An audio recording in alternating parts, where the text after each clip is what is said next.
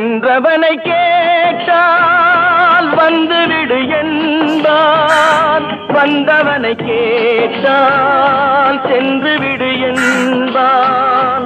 சென்றவனை கேட்டால் வந்துவிடு என்பான், வந்தவனை கேட்டால் சென்று விடு என்பான், சென்று விடு என்பான்.